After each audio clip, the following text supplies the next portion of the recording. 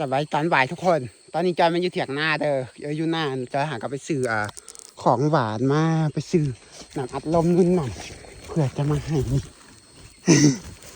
มาให้อันพี่น้องเท่านี้แหละที่เขากำลังขุดห้องเหมืองแปลงห้องเหมืองล่างห้องเหมืองมืออื่นจะลำธารเจ้าหนามเขาหน้าคืออัดห้องเหมืองหรือว่าเอาหนามเขาหน้าเอาบ่อนเดียวกันก็คือจะมีครอบครัวของจอยนี่แล้วก็จะเป็นครอบครัวของน้าบ่าวน้าสาวเพราะทำให้เท่าอันพ่อแม่ของแม่จอยไหมเอาอันอัดหนามนำกันแล้วก็เอาเมืองเอาเฮ็ดเมืองนำกันแบบว่าเอาหนามมาบ่อนเดียวกันแล้วเขาใส่หน้าเฮานี่สะเขากับสิคุดเลียวเป็นนาวนี่ไปเสือหน้าเขาเติบพุ่นหนามมันจอยมันจะซื้ออีหยังมาให้เขากินจอยบ่ค่อยได้ซอยเวียกเขาเลยเพราะว่า1จอยบ่สบาย2คือจอยบอกบ่ค่อยมีเวลาให้เวียกกับเขาเพราะว่าจอยต้องถ่ายคลิปแนวนู่นนี่นั่นเนาะเลยบ่ค่อยมีเวลาซอยเวียกเขา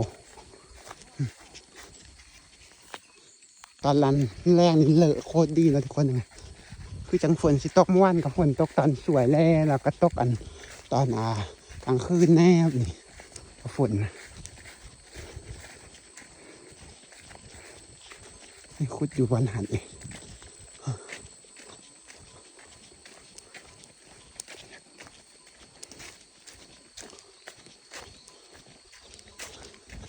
เมื่อยได้ขนาดจอยหยางมาจังสีใจก็เมื่อยแล้วเพราะว่าช่วงนี้บ่ค่อยสบาย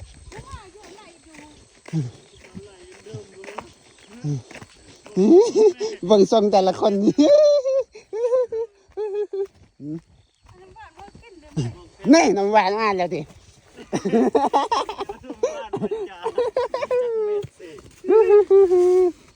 บอกเพลงมาคุดเลยนี่ว่าไงเขาคุดอันนี้อ๋อสามผู้สุผู้หลักใหม่ไอเจ้าสีแดงคือ2 คนนะอีกคำนี้ไปก็ได้แล้วเจอจะเบิ้ลซอกเลยคำเมื่อกี้มึงจะกินอันเดียวยังเลยเจอผ่านกล้องโง่เขาจ้าหางว่าเย็นแต่อันนี้ก็หางเย็นกินเป๊ปซี่ก็ได้ปะอีกคำอันหนึ่งเหรอนี่กินอันนี้บ่มึงฮะมึงกินฮะมึงกินกองเยอะ